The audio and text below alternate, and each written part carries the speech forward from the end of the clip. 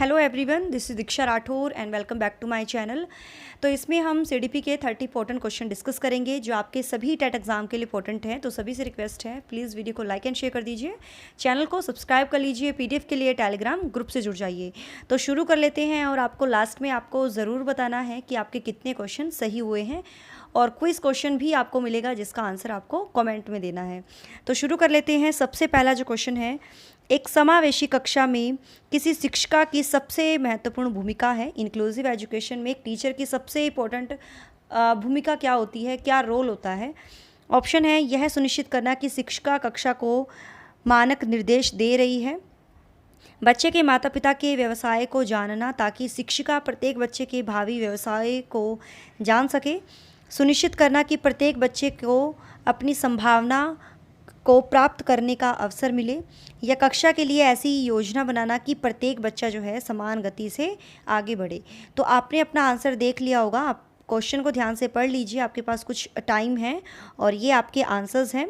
तो अपना लगा लीजिए और देख लीजिए कि आपने जो आंसर दिया है क्या वो सही है।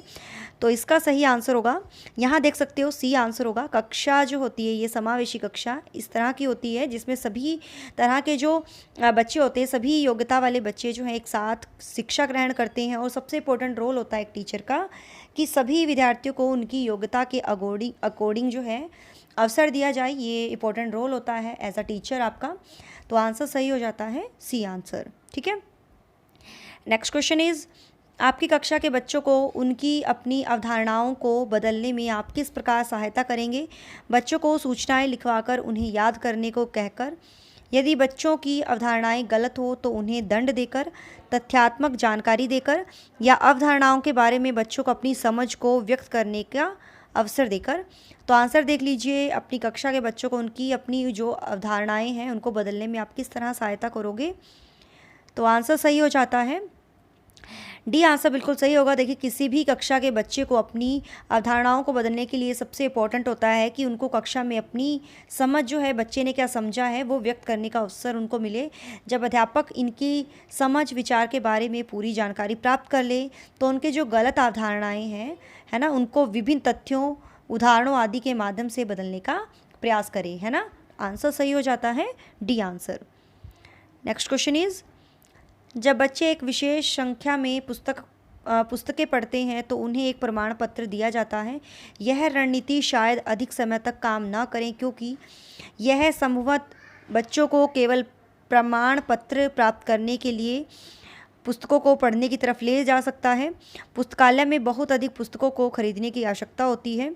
जब अधिक संख्या में बच्चे पढ़ना शुरू कर देंगे तो बड़ी मात्रा में प्रमाण पत्र देने होंगे, या पुस्तकों को पढ़ना बच्चों को उनके गृह कार्य को पूरा करने में बाधा डालेगा। तो क्या सही आंसर होगा थर्ड का? तो आंसर सही हो जाता है, देख लीजिए, इसका सही आंसर होगा ए आंसर। देखिए, यदि बच्चे जो हैं प्रमाण पत्र प्राप्त करने के लिए पुस्तकें पढ़ते हैं तो यह बच्चों को केवल प्रमाण पत्र प्राप्त करने के लिए पुस्तकों को पढ़ने की तरफ ले जा सकता है और वे इससे सीख भी नहीं पाएंगे, क्योंकि प्रमाण पत्र जो होता है डियर, वो आपका एक्सटर्नल रिफोर्समेंट है, जबकि बच्चे जो हैं इंटरनली रिफोर्मेंस से मोटिवेट होकर पढ़ते हैं। तो उसमें वो रुचि लेकर ध्यानपूर्वक पढ़ेंगे उससे और अधिगम को स्थायित्व प्रदान करेंगे। तो आंसर सही हो जाता है A answer. Next question is, किसी कक्षा में शिक्षक की भूमिका है समय सारणी का कठोरता से पालन करना और पाठ्यक्रम से बंधे रहना, सीखने की विश्वसनीय स्थितियाँ जुटाना और शिक्षार्थियों को स्वतंत्र चिंतन की सुविधा देना, अपने ज्ञान से शिक्षार्थियों को परिपूर्ण करना और उन्हें परीक्षा के लिए तैयार करना, या सीधे तरीके से ज्ञान पहुंचाना और शिक्षार्थियों को सही उत्तरों के लिए तैयार करना। तो किसी कक्षा में शिक्षक की भूमिका है, तो देख लीजिए आंसर्स को, क्वेश्चन को। तो ये है बी आंसर। कक्षा में जो है शिक्षक की मुख्य भूमिका कक्षा में शांत वातावरण प्रदान करना है, वो पैदा करना है, सीखने की स्थितियों को उत्पन्न करना है, छात्र जो है स्वतंत्र रूप से सीख सके उनके लिए उनको मोटिवेट करना है, और फिजिकली एंड मेंटली जो है उनका विकास करना है और उनके व्यवहार में चेंजेस लाना है। आंसर सही हो जाता है बी आंसर। निम्नलिखित में से कौन सा बच्चा बच्चों की त्रुटियों के संबंध में सही, या हम कह सकते हैं सबसे उपयुक्त है? गलतियों से बचने के लिए बच्चों को शिक्षक का अनुकरण करना चाहिए, बच्चों की गलतियों को गंभीरता से लिया जाना चाहिए और उन्हें कठोर दंड दिया जाना चाहिए ताकि वे गलतियां न दोहराएं। बच्चे गलतियां करते हैं क्योंकि उनमें विचार करने की क्षमता नहीं होती। बच्चों की गलतियां एक के समान होती है यह जानने के लिए कि वे किस प्रकार सोचते हैं। तो बच्चों की त्रुटियों के बारे में जो कथन सही है वो है, आप वीडियो को पॉज कर सकते हो, कि बच्चों की गलतियां जो होती है डियर एक खिड़की के समान है। इससे पता चलता है कि बच्चे किस तरह से सोचते हैं, है ना, और उनकी गलतियों से बच्चे की मानसिक क्षमता का पता चलता है। मतलब उनको सही फीडबैक हम दे सकते हैं और उनकी गलतियों को दूर कर सकते हैं। डी आंसर सही होगा। नेक्स्ट है, आंकलन शिक्षण अधिगम प्रक्रिया का अभिन्न अंग है क्योंकि आंकलन से अध्यापक बच्चों के अधिगम को समझता है और उससे अपने शिक्षण की प्रतिपुष्टि भी करता है। आंकलन ही एकमात्र तरीका है जो आश्वस्त करता है कि शिक्षकों ने पढ़ाया और बच्चों ने सीखा। आज के समय में केवल अंक ही शिक्षा में महत्वपूर्ण हैं या बच्चों को अंक दिए जाने चाहिए ताकि वे समझ सकें कि वे अपने सहपाठियों की तुलना में कहाँ पर हैं। तो असेसमेंट जो होती है शिक्षण अधिगम प्रक्रिया का अभिन्न अंग है क्योंकि इससे क्या होता है डियर, इससे ना शिक्षक बच्चों का या अपने शिक्षण विधि का विश्लेषण करता है कि भाई बच्चों का जो अधिगम क्षमता है उसका विकास हुआ या नहीं, और अगर नहीं हुआ तो कहाँ कमी रह गई है शिक्षण विधि में, जिस प्रकार उनको फीडबैक दी जा सके वो ये पूरी कोशिश करते हैं शिक्षक। और साथ ही बच्चों के अधिगम का निर्धारण भी किया जा सकता है। ए आंसर सही होगा। अगला है, पाठ्यचर्या ऐसी हो जो पाठ्य पुस्तक के ज्ञान को पुनः प्रस्तुत करने के स्थान पर बच्चों को अपनी आवाज़ पाने, कार्य करने के लिए अपनी जिज्ञासा का पोषण करने, प्रश्न पूछने और जांच पड़ताल करने तथा अपने अनुभवों को बांटने तथा विद्यालय के ज्ञान के साथ जोड़ने में सक्षम बनाए। ऑप्शन देख लीजिए, राष्ट्रीय पाठ्यचर्या की रूपरेखा 2005, इस पृष्ठभूमि में शिक्षक की प्राथमिक भूमिका क्या होनी चाहिए। ऑप्शन है, बच्चों को उनकी अपनी समझ और अपने ज्ञान को साझा करने के पर्याप्त अवसर देना, बच्चों के अनुभवों को निरस्त कर पाठ्य केंद्रित करना, पाठ्य पुस्तकों के अध्यायों को क्रमवार पूरा कराना, या यह सुनिश्चित करना कि शिक्षिका अच्छे प्रश्न पूछे और शिक्षार्थी अपनी उत्तर पुस्तिका में उत्तर लिखें। तो क्या सही आंसर होगा? तो ये इसका सही आंसर है NCF नेशनल पाठ्यक्रम की रूपरेखा जो है, नेशनल करिकुलम फ्रेमवर्क 2005 के अकॉर्डिंग जो है एक टीचर की रिस्पॉन्सिबिलिटी होती है कि बच्चों को अवसर दे कि बच्चे जो हैं अपनी समझ को विकसित कर सकें और छात्र और शिक्षक जो है डिस्कशन कर सकें, जिससे छात्र अपने ज्ञान का साझा जो है शिक्षक के साथ कर सकें। आंसर सही हो जाता है ए आंसर। अगला है, बच्चों को अपने अध्ययन में प्रयास करने हेतु प्रोत्साहित करने के लिए शिक्षकों को डैश की आवश्यकता होती है। बच्चे को नियंत्रण में रखने, अन्य बच्चों के साथ तुलना करने, बच्चों को प्रेरित करने या बच्चों को डांटने। तो क्या सही आंसर होगा? तो 8th का सही आंसर हो जाता है, बच्चों को अपने अध्ययन में प्रयास करने के लिए प्रोत्साहित करना जो है शिक्षकों को किसकी आवश्यकता होती है। तो आंसर देख लीजिए, तो अब्राहम मैस्लो के अनुसार जो है कार्य करने के लिए मोटिवेशन ज़रूरी होता है और बच्चों को अपने अध्ययन में कि बच्चे जो अपनी स्टडी करें उसके लिए उनको मोटिवेट करना चाहिए, प्रोत्साहित करने के लिए बच्चों को प्रेरित करने की आवश्यकता होती है। तो इस पर ध्यान देना चाहिए। तो आंसर सही हो जाता है सी आंसर। भावनाओं, अधिगम और अभिप्रेरणा के संदर्भ निम्नलिखित में से किस कथन से आप सहमत हैं? सीखने के लिए भावनाओं को अलग रख देना चाहिए। प्रेरणा और सीखने के साथ भावनाएं घनिष्ठ रूप से जुड़ी हैं। सीखने के लिए अभिप्रेरित करने भावनाओं की कोई भूमिका नहीं होती, या कुछ नया सीखना इस बात पर निर्भर करता है कि उसमें हम कितने निपुण हैं। तो बताइए आंसर, भावनाओं, अधिगम और अभिप्रेरणा के संदर्भ में। तो आंसर क्या होगा? तो बी आंसर बिल्कुल सही है। प्रेरणा और अधिगम, जिसको हम कहते हैं सीखना, इसके साथ भावनाएं जो हैं घनिष्ठ रूप से जुड़ी होती हैं, क्योंकि अधिगम के लिए प्रेरणा की अति आवश्यकता होती है जो व्यक्ति के संवेगात्मक और संज्ञानात्मक व्यवहार से प्रेरित होता है। तो आंसर सही हो जाता है आपका बी आंसर। नेक्स्ट क्वेश्चन है, बहुविकल्पी प्रश्न बच्चों की किस योग्यता का आंकलन करते हैं? सही उत्तर का निर्माण करने, सही उत्तर की व्याख्या करने, सही उत्तर की पहचान करने, या सही उत्तर का प्रत्यास्मरण करने।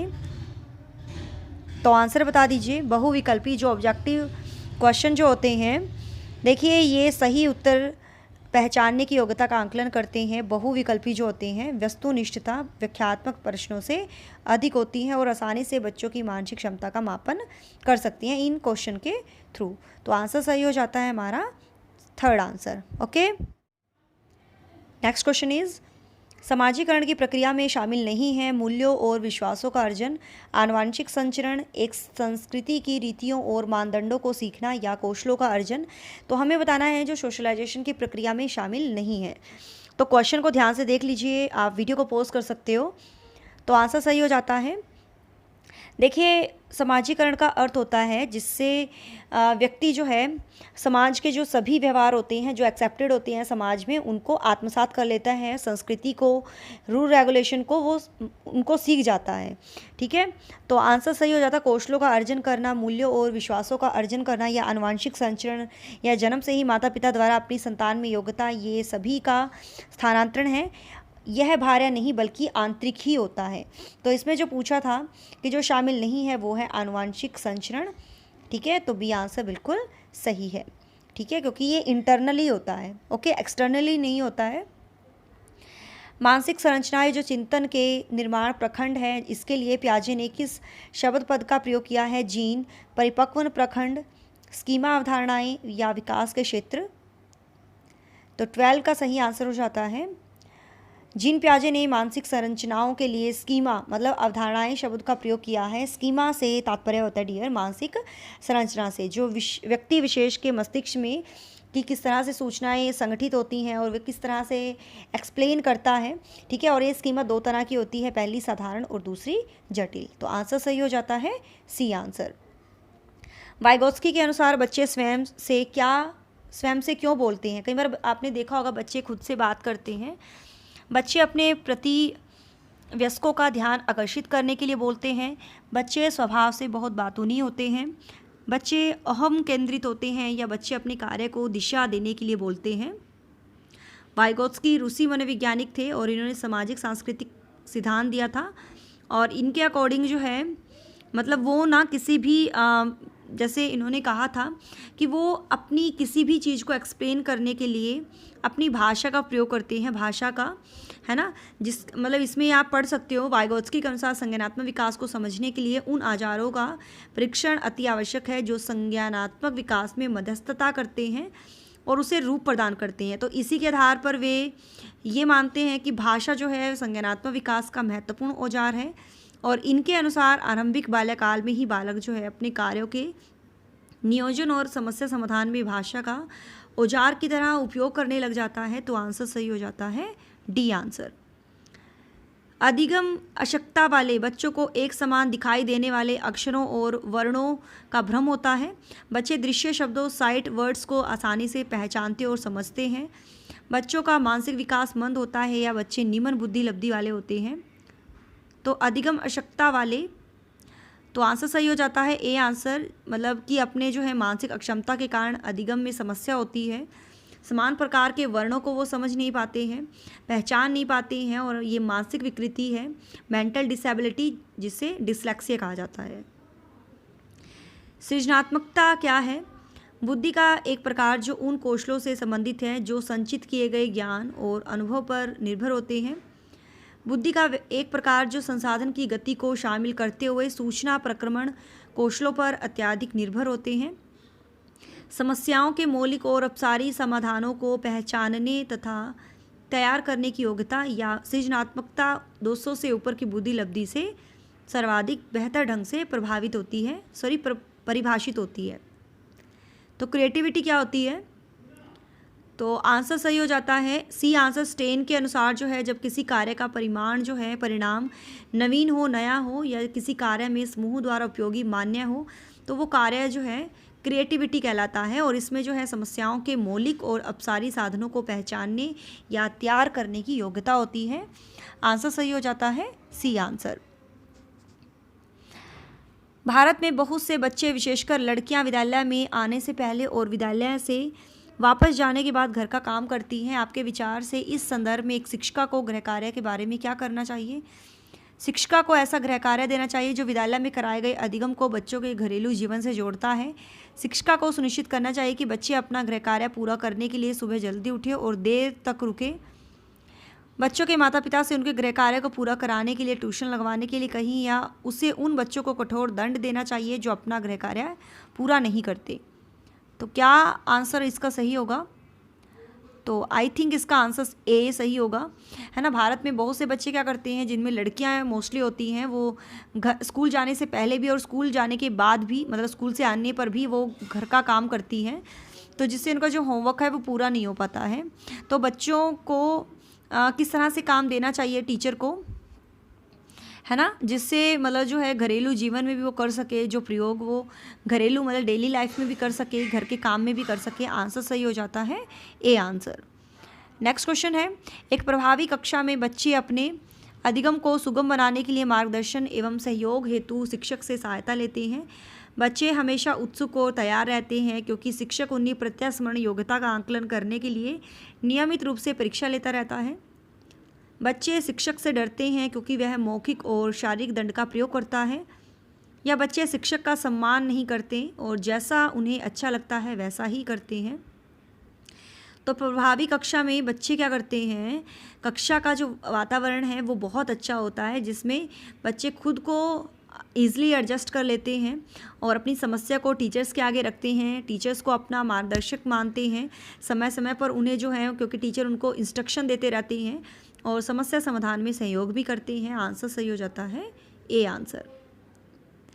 ज्ञान के एक बड़े असंबद्ध भाग को प्रस्तुत करना अपने तरीके से जानकारी को व्यवस्थित करने में शिक्षार्थियों की सहायता करेगा।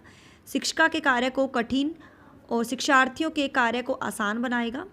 शिक्षार्थियों के लिए अवधारणात्मक समझ को प्राप्त करने को कठिन बनाएगा, या शिक्षार्थियों के लिए प्रत्यास्मरण को आसान बनाएगा।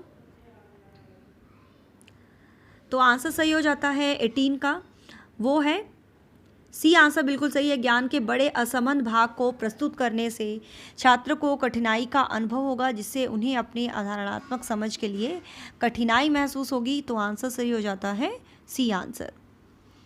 नेक्स्ट इज़, क्या बच्चे इसलिए भाषा अर्जित करते हैं क्योंकि उनमें आनुवांशिक रूप से ऐसा करने की पूर्व प्रवृत्ति होती है, या उनके माता पिता प्रारंभिक अवस्था से ही उन्हें गहन रूप से सिखाते हैं? यह प्रश्न आवश्यक रूप से दर्शाता है, क्या विकास एक सतत प्रक्रिया या एक असतत प्रक्रिया है? भाषा के विकास पर संज्ञान का प्रभाव, प्रकृति और पोषण पर बहस, या बहुकारक योग्यता के रूप में विकास पर चर्चा? 19 का सही आंसर हो जाता है बी आंसर सही होगा, कि बच्चे जो हैं भाषा इसलिए अर्जित करते हैं जिसके द्वारा अपने विचारों को, भाषा को दूसरों के सामने स्पष्ट कर सकते हैं, और इससे स्पष्ट होता है कि भाषा के विकास पर संज्ञान का प्रभाव होता है। आंसर सही हो जाता है बी आंसर। अमूर्त वैज्ञानिक चिंतन के लिए क्षमता का विकास निम्नलिखित अवस्थाओं में से किसकी एक विशेषता है? मूर्त संक्रियात्मक अवस्था, औपचारिक संक्रियात्मक अवस्था, संवेदी गतिक अवस्था, या पूर्व संक्रियात्मक अवस्था? तो 20 का सही आंसर हो जाता है आपका बी आंसर बिल्कुल सही है। संज्ञानात्मक विकास की अंतिम अवस्था है औपचारिक, जिसमें बच्चा तार्किक चिंतन करने की योग्यता विकसित कर लेता है और मूर्त वस्तुओं तथा सामग्री के स्थान पर शाब्दिक तथा सांकेतिक अभिव्यक्ति का प्रयोग तार्किक चिंतन में करता है। आंसर सही हो जाता है बी आंसर। अगला है, एक बच्चा तर्क प्रस्तुत करता है, आप यह मेरे लिए करें और मैं वह आपके लिए करूँगा। यह बच्चा कोहल वर्ग की नैतिक तर्कणा की किस अवस्था के अंतर्गत आएगा? अच्छा लड़का अच्छी लड़की अभिमुखीकरण, सामाजिक अनुबंध अभिमुखीकरण, सहायक उद्देश्य अभिमुखीकरण, दंड और आज्ञापालन अभिमुखीकरण? तो आंसर सही हो जाता है डी आंसर। ये इस तरह का जो बच्चा आर्गूमेंट करता है तो ये पूर्व परंपरागत स्तर पर है, ये नैतिक तर्कणा। तो इस अवस्था में बच्चों का जो व्यवहार है दंड और आज्ञाकारिता या स्वयं के लाभ, मतलब जिससे उसको बेनिफिट होता है वही वो काम करना चाहता है। और इस स्तर पर बच्चों के नैतिक निर्णय जो होते हैं या आत्मरुचि हम कह सकते हैं, और दूसरे इसके बदले में क्या कर सकते हैं, इनकी मान्यताओं पर आधारित होती हैं। इनके जो डिसीज़न होते हैं खुद पर सेंटर्ड होते हैं, या दूसरे इसके बदले में क्या करेंगे, क्या उसको बेनिफिट होगा उस, है ना, तो इस पर बेस्ड होते हैं। तो आंसर सही हो जाता है डी आंसर। नेक्स्ट क्वेश्चन है, प्रगतिवादी शिक्षा। ऑप्शन है अनुबंधन और पुनर्बलन के सिद्धांतों पर आधारित है। पाठ्य पुस्तकों पर आधारित है क्योंकि वे ज्ञान के एकमात्र वैध स्रोत हैं। इस मत पर विश्वास करती है कि शिक्षक को अपने उपागम में दृढ़ रहना है और वर्तमान समय में बिना दंड का प्रयोग किए बच्चों को पढ़ाया नहीं जा सकता। यह समस्या समाधान और आलोचनात्मक चिंतन पर अधिक बल देती है। तो आंसर सही हो जाता है डी आंसर। प्रगतिवादी शिक्षा से अभिप्राय होता है बच्चे के मनोविज्ञान को समझकर टीचिंग की व्यवस्था करना, उनकी अधिगम संबंधी कठिनाइयों को दूर करना, बच्चे का इंडिविजुअली निरीक्षण करना और डेली जो कठिनाइयाँ आती हैं उनको दूर करने का प्रयास करना। आंसर सही हो जाता है डी आंसर। विभिन्न मुँहों और विमर्शों पर उनके लिए कारण प्रस्तुत करते हुए बच्चों को अपनी व्यक्तिगत राय को व्यक्त करने के लिए प्रोत्साहित करने वाले प्रश्न जो हैं किस प्रकार बढ़ावा देते हैं बच्चों का मानकीकृत आंकलन, विश्लेषणात्मक और आलोचनात्मक चिंतन, अभिसारी चिंतन या जानकारी का पुनः स्मरण। 23 का सही आंसर हो जाता है बी आंसर। बच्चों को विभिन्न मुद्दों होगा या और समस्याओं को हल करने या अपना विचार प्रस्तुत करने में विश्लेषणात्मक और आलोचनात्मक चिंतन का विकास होता है। आंसर सही हो जाता है बी आंसर। अगला होगा निम्नलिखित में से कौन सा कथन विकास और अधिगम के बीच संबंध को सर्वश्रेष्ठ रूप से जोड़ता है। विकास अधिगम से स्वतंत्र है, अधिगम विकास के पीछे रहता है, अधिगम और विकास समानार्थक परिभाषित शब्द है, या अधिगम और विकास एक जटिल तरीके से अंत संबंधित है। 24 का बताइए। तो ये है, देखिए अधिगम और विकास जो एक जटिल तरीके से इंटरलेशन इनका होता है क्योंकि व्यक्ति जो है अपनी डेली एक्टिविटी से और एक्सपीरियंस से कुछ ना कुछ सीखता है जिससे उनका फिजिकल और मेंटल डेवलपमेंट होता है। और सीखने की इस विशेषता को पेस्ट्रोलॉजी ने जो है वृक्ष और फ्रोबेल ने उपवन का उदाहरण देकर प्रस्तुत किया है। आंसर सही हो जाता है डी आंसर। इनमें से कौन सा विकास का एक सिद्धांत नहीं है। विकास संशोधनीय योग्य होता है, विकास केवल संस्कृति से शासित और निर्धारित होता है, विकास जीवन पर्यंत होता है, या विकास वंशानुक्रम और पर्यावरण दोनों से प्रभावित होता है। तो विकास का जो सिद्धांत नहीं है वो है बी आंसर, है ना। बी आंसर जो इसमें बोला है कि विकास केवल संस्कृति और शासित और निर्धारित होता है, तो आंसर ये गलत है। ठीक है, बी आंसर बिल्कुल सही होगा। बाल केंद्रित कक्षा की एक प्रमुख विशेषता है कि शिक्षक की भूमिका ज्ञान को सीखने के लिए उसे प्रस्तुत करना और शिक्षार्थियों का मानक मापदंडों पर आंकलन करना है। शिक्षक के मार्गदर्शन से शिक्षार्थियों को अपनी स्वयं की समझ का निर्माण करने के लिए उत्तरदायी बनाया जाता है। शिक्षक के द्वारा बल प्रयोग और मनोवैज्ञानिक नियंत्रण होता है जो अधिगम और बच्चों के व्यवहार को निर्धारित करता है, या शिक्षक बच्चों के व्यवहार के समरूप तरीकों को निर्धारित करता है और जब वे उसका पालन करते हैं तो उन्हें उपयुक्त पुरस्कार देता है। तो बाल केंद्रित शिक्षा की जो विशेषता है वो है बी आंसर। विद्यालय का वातावरण जो है शिक्षक की प्रणाली और पाठ्यक्रम की रूपरेखा बच्चे की योग्यता को ध्यान में रखकर जो है, मतलब बच्चे को सेंटर्ड में रखकर सब कुछ ध्यान में रखकर ही बनाया जाता है, जिससे बच्चों को स्वतंत्रता मिलती है, ज्ञानपूर्वक और सुगम से ईजिली ज्ञान को वो प्राप्त कर सकते हैं और खुद की समझ को विकसित कर सकते हैं। आंसर सही हो जाता है बी आंसर। अगला है बुद्धि के बारे में निम्नलिखित में से कौन सा कथन जो है सर्वाधिक उपयुक्त है। तो इसका आंसर आपको कमेंट में देना है डियर, ये आपका क्विज का क्वेश्चन है 27 का। तो इसका आंसर आपको देना है कमेंट में, आपको पढ़ना है ये, और फिर मैं आपको बता दूंगी आपका आंसर जो है सही है या नहीं। तो बुद्धि के बारे में बताना है कौन सा कथन जो है सर्वाधिक उपयुक्त है। ठीक है, नेक्स्ट क्वेश्चन हम डिस्कस कर लेते हैं। लिंग जेंडर पक्षपात की ओर संकेत करता है। आनुवांशिक विभिन्नताएं जो लड़के और लड़कियों में मौजूद हैं, स्त्रियोचित और पुरुषोचित विशेषताओं में सापेक्षिक स्वरूप से स्वयं का बोध, अपने शरीर विज्ञान के कारण लड़कों और लड़कियों के बीच विभिन्नताओं की स्वीकृति, या सांस्कृतिक अभिवृत्तियों के कारण अपेक्षाओं पर आधारित लड़कों और लड़कियों से भिन्न व्यवहार करना। तो लिंग जेंडर पक्षपात किया जाता है जेंडर के बेस पर।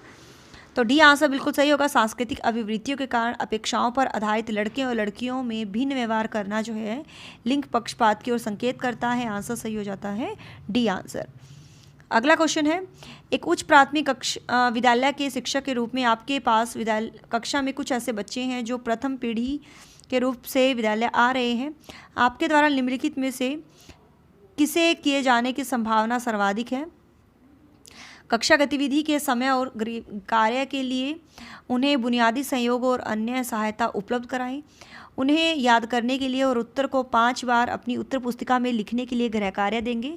बच्चों से कहेंगे कि उनमें आगे बढ़ने की क्षमता नहीं है और अब उन्हें अपने माता पिता के काम में सहायता करनी चाहिए, या माता पिता को बुलाएंगे और उनसे अपने बच्चों का ट्यूशन लगाने को नम्रतापूर्वक कहेंगे।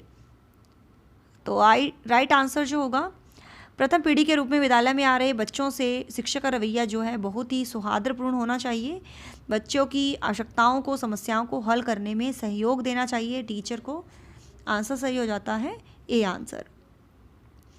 समान आयु के बच्चों में भी आकृति, योग्यता, स्वभाव, रुचि, प्रवृत्ति और अन्य बातों में बहुत अंतर होता है। इस संदर्भ में शिक्षक विद्यालय की क्या भूमिका है? बच्चों के आंकलन के लिए नियामक मानक स्थापित करना, सुनिश्चित करना कि शिक्षक मानकीकृत निर्देश और पाठ्य पुस्तकों का उपयोग करें, सुनिश्चित करना कि सभी बच्चों का विकास एक ही प्रकार से हो, या सुनिश्चित करना कि प्रत्येक बच्चे को अपनी क्षमताओं के अनुसार विकास के अवसर मिले। तो 30 का आंसर सही हो जाता है। डी आंसर बिल्कुल सही होगा। इस संदर्भ में विद्यालय को यह सुनिश्चित करना होता है कि प्रत्येक बच्चे को उनकी क्षमताओं के अनुसार पर्याप्त अवसर मिले। डी आंसर बिल्कुल सही होता है। तो डियर, ये हमारे 30 इंपॉर्टेंट क्वेश्चन कंप्लीट होते हैं। आपके कितने सही हुए हैं कमेंट में ज़रूर बताइएगा। क्विज़ क्वेश्चन भी जो मैंने आपको दिया है 27 वाला, उसका आंसर आपको बताना है, लिखना है क्विज़ आंसर, फिर अपना आंसर बताना है। और टेलीग्राम से जुड़ जाएँ, PDF आपको वहाँ पर मिल जाती है। व्हाट्सएप ग्रुप का लिंक भी आपको डिस्क्रिप्शन में मिल जाएगा। ठीक है। So thanks for watching my video. Do like, share and subscribe my YouTube channel. Till then, bye bye, रब राखा, जय भोलेनाथ।